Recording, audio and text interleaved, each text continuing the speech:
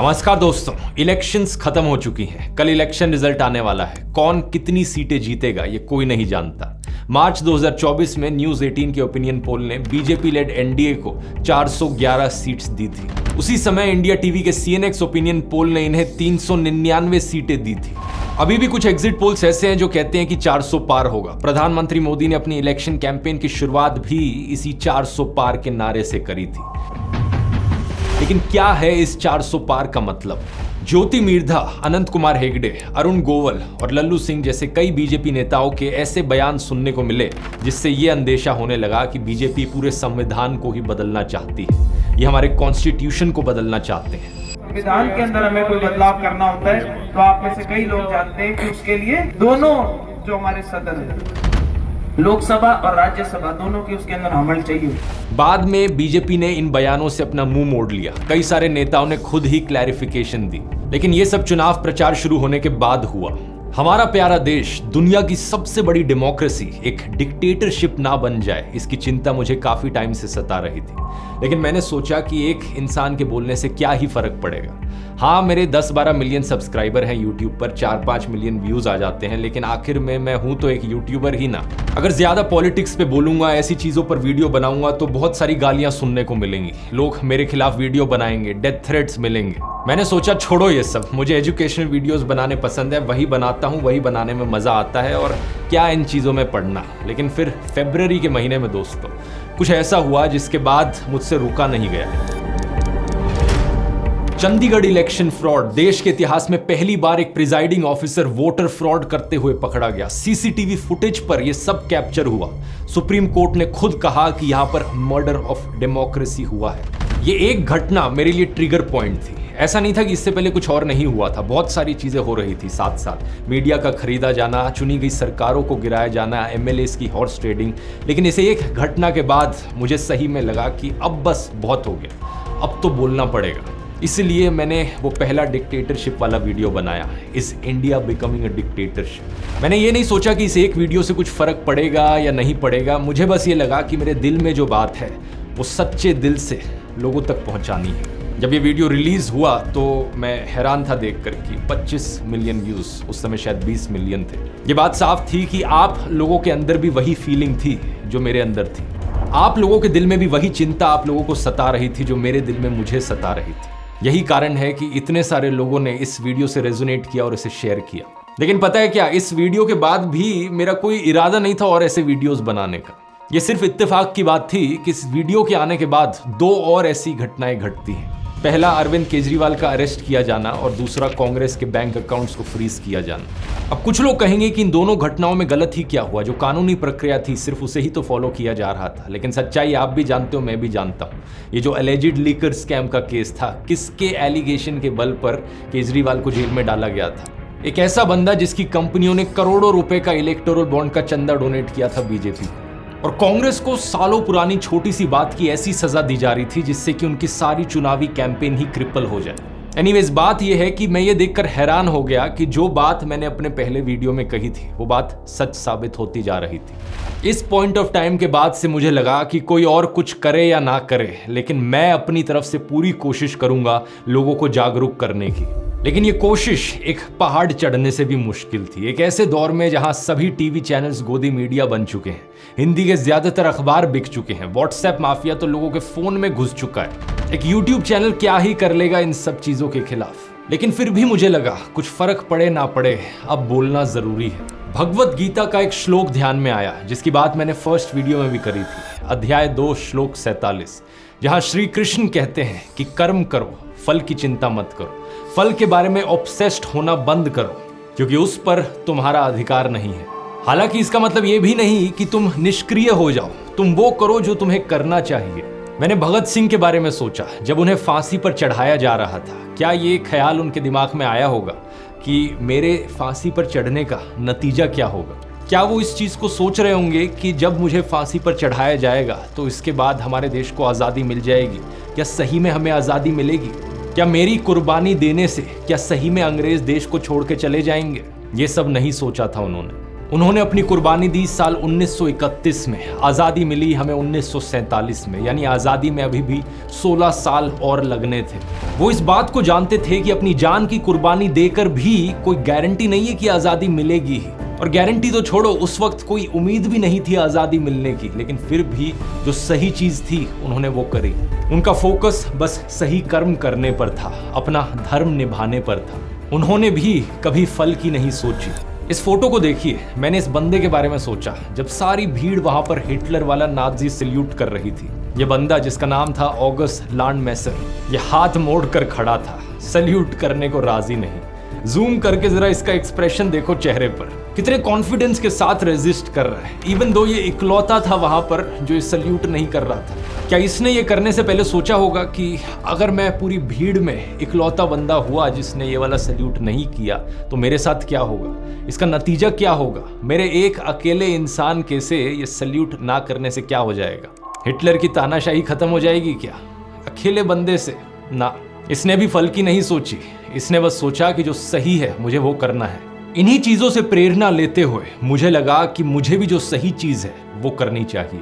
देश के लोकतंत्र के लिए और देश के संविधान के लिए आवाज उठाना, ये सही चीज है। एक ऐसे देश के लिए आवाज उठाना जिसके लिए पता नहीं कितने लाखों लोगों ने अपनी कुर्बानी दी। भगत सिंह, सुभाष चंद्र बोस, महात्मा गांधी, सरदार पटेल, पंडित जवाहरलाल नेहरू। क्या सोचेंगे हमारे फ्रीडम फाइटर्स देश की आज ये हालत देखकर। इसलिए मुझे लगा कि बोलना जरूरी है। अगर कल को ऐसा हुआ कि बीजेपी 400 सीट जीत गई और जो मेरा डर था वो सही में हकीकत बन गया, सही मायनों में देश एक कंप्लीट डिक्टेटरशिप बन गया, तो मैंने सोचा कल को अगर कोई मेरा बच्चा होगा वो मुझसे क्या पूछेगा देश की ये हालत देख कि पापा आप कहाँ थे जब देश डिक्टेटरशिप की ओर गिरता जा रहा था, आपने कुछ किया क्यों नहीं।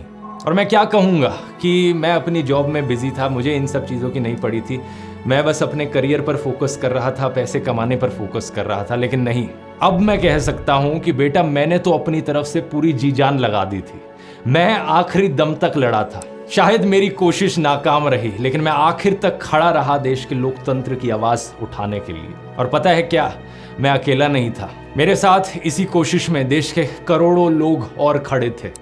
पिछले 1-2 महीने में रिलीज किए गए वीडियोस इतिहास के पन्नों में हमेशा एक सबूत बनकर रहेंगे। 21 million YouTube subscribers, almost 70 million unique viewers पिछले 90 दिन में सिर्फ यूट्यूब पर ही। इसके मायने समझ रहे हो, ऑलमोस्ट 7% एलिजिबल वोटर्स को हमने सिर्फ इस एक यूट्यूब चैनल के जरिए ही रीच आउट कर लिया। आप में से कई लोग सोचोगे हमारे इस मिशन 100 करोड़ का क्या रिजल्ट रहा। अब एक्चुअली में नाप तोल कर ये बताना बहुत मुश्किल है कि कितने लोगों तक हम रीच आउट करें। ये जो स्टैटिस्टिक है ये सिर्फ यूट्यूब की है। इसके अलावा ट्विटर, इंस्टाग्राम, फेसबुक, व्हाट्सएप, आप लोगों ने इतनी बार इन वीडियोस को शेयर किया, मेरा अंदाजा है कि कम से कम हम करीबन 20 से 25% वोटर्स तक तो जरूर पहुंचे होंगे। और इस सब का क्रेडिट जाता है आप लोगों को। और इससे पहले कि यहाँ कोई नया फर्जी क्लेम उठाए कि ये सारे तो बॉट्स हैं या पाकिस्तानी लोग हैं जो चैनल को सब्सक्राइब कर रहे हैं, देख रहे हैं, मैं आपको अपनी ऑडियंस की स्टैटिस्टिक्स भी दिखाना चाहूँगा। 80% से ज़्यादा व्यूअर्स इंडिया से हैं। ये बात सच है कि कुछ परसेंटेज व्यूअरशिप पाकिस्तान, नेपाल, बांग्लादेश जैसी नेबरिंग कंट्रीज से भी है, लेकिन 90% से ज़्यादा लोग जो इन वीडियोज़ को देख रहे थे वो इंडियंस थे, या तो इंडिया में रहने वाले या इंडिया के बाहर रहने वाले। और मैं इतना बेवकूफ़ नहीं हूं कि पैसे बर्बाद करूंगा बॉट्स खरीदने में या फिर पेड कमेंट्स खरीदने में। तो जितने भी कमेंट्स आपने वीडियोस पर देखे, जितने भी लाइक्स, जितने भी व्यूज़ आप वीडियोस पर देख रहे हो, ये सब के सब 100% असली लोग हैं। इस संघर्ष में जितनी कोशिश मैंने की है उससे कहीं ज़्यादा कोशिश आप लोगों ने करी है। एक कमेंट मैंने देखा जिसमें आप में से किसी ने लिखा था कि आपने 850 लोगों को मेरा एक वीडियो फॉरवर्ड किया व्हाट्सएप पर। एक आदमी की रिसेंटली वीडियो देखी जो क्रिकेट स्टेडियम में बैठकर हमारे वीडियोस देख रहा था। कई सारे ग्राउंड इंटरव्यूज में मैंने लोगों के मुंह से अपना नाम सुना। ये देखकर खुशी हुई कि बच्चे भी सरकार के झूठे दावों को एक्सपोज कर रहे थे।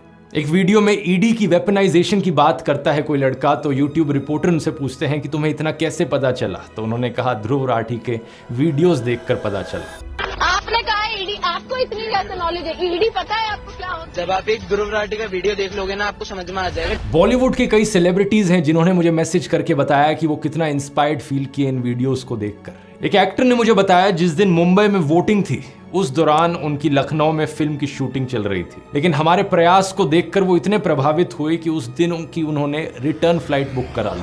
कई फॉरेन में रहने वाले लोगों ने मुझे यही चीज़ लिखकर बताई कि सिर्फ मेरे वीडियोस को देखकर वो इतना मोटिवेट हुए वोट करने को कि वो फ्लाइट पकड़कर आ गए सिर्फ वोटिंग के लिए। दूसरी तरफ किसी ने बताया कि उनके एक दोस्त ने दफ्तर से छुट्टी ले ली और प्रोजेक्टर लेकर हरियाणा और राजस्थान में चले गए। गांव-गांव में लोगों को ये वीडियो दिखाने लगे प्रोजेक्टर के जरिए।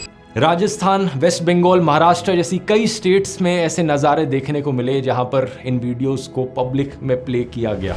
भारत और दुनिया भर के कई अखबारों में हमारे इस संघर्ष की चर्चा छपी। France 24, the Economist, Al Jazeera, Time magazine, the Telegraph, the Print, Economic Times. दुनिया में अगर डंका किसी का बज रहा था तो वो हमारा बज रहा था दोस्तों। ये सब देखकर इनका गोदी मीडिया, इनके गोदी यूट्यूबर्स और IT सेल, पूरा गोदी सिस्टम बुरी तरीके से बौखला गया। जो हमले मेरे ऊपर इन्होंने किए, जो बदनामी करने की कोशिश करी इन्होंने मेरी, वो भी नेक्स्ट लेवल की थी। किसी ने मुझे कुत्ता कहा, किसी ने कॉकरोच कहा, तो किसी ने बुली कहा, किसी ने एंटी नेशनल कहा, किसी ने कहा चाइनीज फंडेड है, तो किसी ने कहा ये तो पाकिस्तानी है। जाने कितने झूठे इल्जाम लगाए गए और कितने ही वीडियोस इन लोगों ने मेरे ऊपर बनाए। जब मैंने वीडियोस बनाने अपने शुरू किए थे, मैंने एक्सपेक्ट तो किया था कि बैकलैश आएगा, लेकिन इतने ऑर्गेनाइज्ड तरीके से ये लोग मेरे ऊपर अटैक करेंगे ये एक्सपेक्ट नहीं किया था। तेलंगाना का एक ये वीडियो सामने आया जहां बीजेपी के कुछ मेंबर्स प्लानिंग कर रहे थे कि मुझे कैसे रोका जाए। तो उनमें से एक कहते हैं कि ये ध्रुव राठी हमेशा फैक्चुअली करेक्ट होता है, कॉन्स्टिट्यूशनली हमेशा करेक्ट होता है, इसके वीडियोस किसी भी यूट्यूब रूल्स को नहीं तोड़ते, तो कैसे काउंटर करा जाए इसे। ఇప్పుడు యూట్యూబ్ లో ఒక ధ్రువరాటి అనేవాడు ఇష్టం వచ్చినట్టు వాడుతున్నాడు, వాడు చరిత్రను ఇంకా మార్చేస్తున్నాడు, చాలా మంది నాకు వ్యూస్ వస్తున్నాయి, దాని గురించి మీరు వాడు యూట్యూబ్ కి కంప్లైంట్స్ ఉంటారు, వాడు యూట్యూబ్ రెగ్యులేషన్స్ కి కరెక్ట్ ఉంటాడు, అన్లెస్ అండ్ అంటిల్ వాడు అక్కడ ఏదైనా చేర్చాడు చేస్తేనే మనం మనకి గెలకొచ్చు। వాడు మాట్లాడేది కూడా రాజ్యాంగబద్ధంగా మాట్లాడరు। वाह क्या बात कही है। देखो देखो दोस्तों, इससे पता चलता है कि कैसे आपके हेटर्स भी सीक्रेट एडमायरर्स हो सकते हैं। अगर मैंने कभी कुछ गलत किया ही नहीं तो कैसे मुझे काउंटर किया जाए। ये कहते हैं कि प्लान है इसके खिलाफ झूठी खबरें फैलाओ, झूठी खबरें फैलाओ कि जैसे ध्रुव राठी ने झूठ बोला हो कि प्रधानमंत्री मोदी सनी लियोनी को मंत्री बनाने वाले हैं। అంటే సన్నీ లియోని నెక్స్ట్ నరేంద్ర మోడీ కేబినెట్ లో మహిళా శిశు సంక్షేమ శాఖకు మంత్రిగా చేస్తున్నారని ధ్రువరాటి చెప్పిండని చెప్పారు। वाह क्या प्लान बनाया है, यानी कि फेक न्यूज फैलाओ कि ध्रुव राठी ने फेक न्यूज फैलाई है। दोस्तों मैं अक्सर बात करता हूं अपने वीडियोस में आर्टिफिशियल इंटेलिजेंस और चैट GPT की। इन लोगों ने वहां भी कसर नहीं छोड़ी, डीप फेक का इस्तेमाल किया मेरे खिलाफ एक झूठी खबर फैलाने के लिए। किसी ने ये झूठी ऑडियो क्लिप डाली जिसमें मेरी आवाज को इमिटेट करने की कोशिश करी गई है। ऐसा दिखाने की कोशिश करी गई कि मैं फोन कॉल पर किसी पॉलिटिशियन से बात कर रहा था और पैसे मांग रहा था। Don't worry, I am with you, आप चिंता ना करो। आई एम वार्निंग यू, तुम्हारे साथ भी ऐसे ही करेंगे। तुम्हारा पैसा टाइम पे मिलता है। हाँ मुझे तो UK से आता है, मेरा चैनल क्लियर है। He is no need to defend them on this, no need. I'll call you, मैं बात करता हूँ आपसे। देखो किस हद तक ये चले गए मुझे बदनाम करने के लिए। ऊपर से जो रेगुलर वीडियोस इनके आ रहे हैं जहाँ पे मुझे इंसल्ट किया जाता है, कभी कुत्ता बोलकर, कभी कॉकरोच बोलकर, तो कभी बुली बोलकर।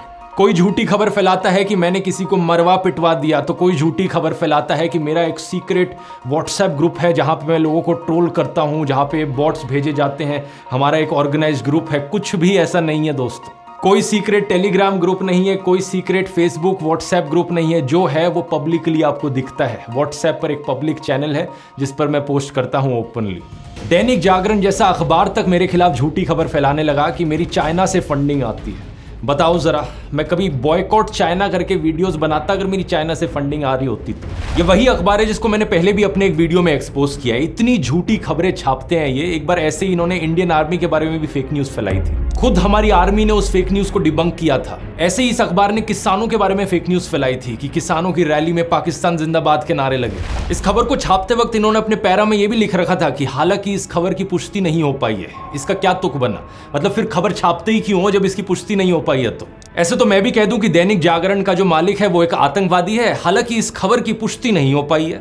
नहीं, मेरे बारे में भी तुम लोगों ने यही लिखा है ना, चीन से फंडिंग की आशंका। मैं भी कह देता हूं, जागरण अखबार की पाकिस्तानी आतंकवादी से फंडिंग की आशंका, हालांकि इस खबर की पुष्टि नहीं हो पाई है। ऐसी हरकत इनके गोदी यूट्यूबर्स भी करते हैं। कुछ भी बेबुनियाद आरोप ये मेरे ऊपर लगा देंगे, कहीं से कहीं कोई कनेक्शन जोड़ देंगे और फिर सारी जिम्मेदारी मेरे सर पर आ जाती है। भाई इन्होंने तो ये आरोप लगाया है, अब मेरा डिफेंस क्या है। मतलब मैं यही काम रह गया मेरे पास, दिन भर बैठ के इनकी फेक न्यूज को ही बस्ट करते रहो। इधर ये झूठी खबर, उधर वो झूठा आरोप, मतलब हर हफ्ते मैं इनके झूठे आरोपों का ही जवाब देता रहूं। मशहूर लेखक सहादत हसन मंटो की एक लाइन याद आती है, कोठे की एक तवायफ और एक बिका हुआ पत्रकार एक ही श्रेणी में आते हैं, लेकिन इनमें से तवायफ की इज्जत ज्यादा होती है। ये बात बिल्कुल सही है, क्योंकि एक तवायफ तो सिर्फ अपने शरीर को बेचती है। ये बिके हुए लोग अपने जमीर को बेचते हैं, अपनी आत्मा को बेचते हैं, अपने देश को बेचते हैं। ये लोगों के मुद्दों की हत्या करते हैं और देश के साथ दगा करते हैं।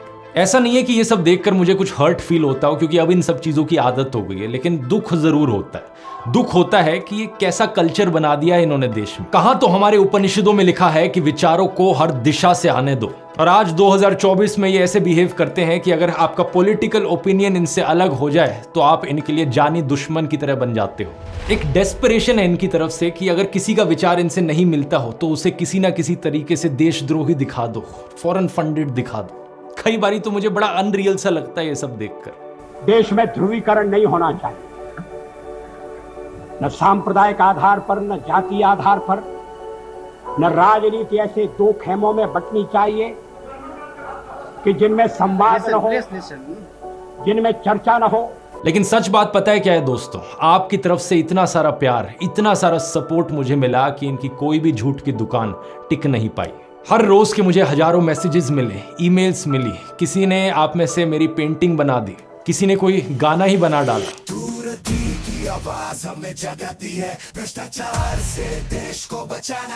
लाखों लोगों का लव और रिस्पेक्ट मिला। लोगों ने एडिट्स बनाए, किसी ने मुझे डेमोक्रेसी का फोर्थ पिलर कहा, किसी ने रेवोल्यूशनरी कहा। इसलिए आपके इन लाखों कॉम्प्लीमेंट्स के बीच गोदी इकोसिस्टम के सभी अटैक्स फेल रहे हैं। चरण वंदना करने वाले लोग डेली बेसिस पर अपनी बदतमीजी का सबूत देते रहे और हम देश के मुद्दों पर बात करते रहे। बेरोजगारी पर वीडियोस बनाए, किसानों के मुद्दे उठाए, इलेक्टोरल बॉन्ड स्कैम पर बात करी, फार्मा स्कैम की बात करी, खाने में डलने वाले मसालों की बात करी, व्हाट्सएप यूनिवर्सिटी के चारों डिपार्टमेंट्स को पूरी तरीके से तबाह कर दिया। इसी तरह से हमारा मिशन 100 करोड़ चलता रहा। ये मेरे अकेले का मिशन नहीं था, ये हम सब का मिशन था।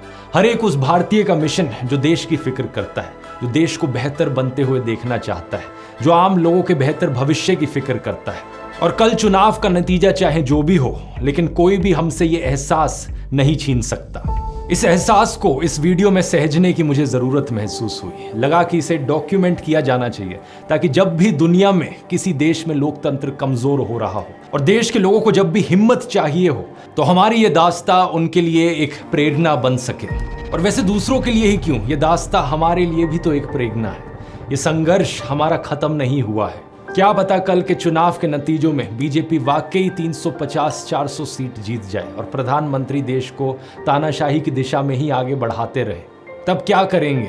प्रेरणा लेंगे अभी तक के इस सफर से, इस वीडियो से, और कोशिश को जारी रखेंगे। और अगर कल इंडिया अलायंस की भी जीत हुई तब भी यह सिलसिला थमेगा नहीं, क्योंकि इतना तो है कि देश में ध्रुवीकरण कम होगा, तानाशाही के काले बादल छट जाएंगे, लेकिन ऐसा नहीं कि अचानक से सब कुछ सही हो जाएगा। किसी ने एक बार कॉमेंट्स में पूछा था कि अगर कल को इंडिया अलायंस की सरकार बनती है तो क्या मैं तब भी आवाज उठाऊंगा? ऑब्वियसली उठाऊंगा, इस बात में कोई शक की गुंजाइश नहीं है। जब तक देश स्वर्ग नहीं बन जाता तब तक सुधार का स्कोप हमेशा है, तब तक आवाज उठानी बनती है, और जब सब ठीक भी हो जाए तब भी नजर बनाए रखनी पड़ती है। यही लोकतंत्र है। और वैसे अभी तो बहुत बहुत बहुत कुछ सुधारना बचा है।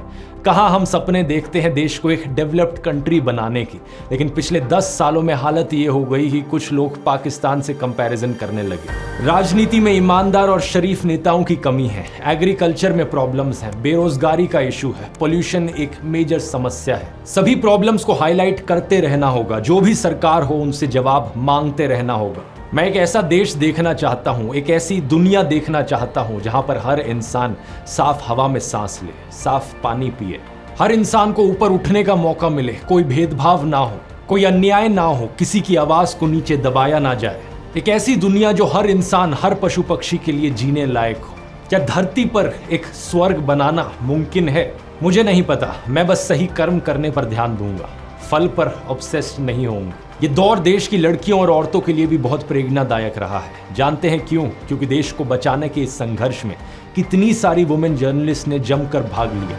पूनम अग्रवाल, मनीषा पांडे, निधि सुरेश, आरफा खानम शेरवानी, फेड सुजा, मीना कोटवाल, सर्फप्रिय सांगवान, प्रज्ञा मिश्रा, फातिमा खान, मीरा देवी, कुमकुम बिनवाल और भी जाने कितनी सारी जर्नलिस्ट केवल मेट्रो सिटीज में ही नहीं बल्कि ऑन ग्राउंड लोकल रिपोर्टर्स भी। पत्रकारों के अलावा वुमेन इन्फ्लुएंसर्स ने भी एक अहम रोल निभाया। डॉक्टर मेडुसा, रैंटिंग गोला, कबीरान, गरिमा, नेहा सिंह राठौड़, किसी ने जोशीले अंदाज में अपनी बात रखी तो किसी ने सैटायर में तो किसी ने गाकर। जो on ground public reaction videos होते हैं उनमें कितनी ही औरतें बड़े कॉन्फिडेंस से बोलती हुई दिखाई दी।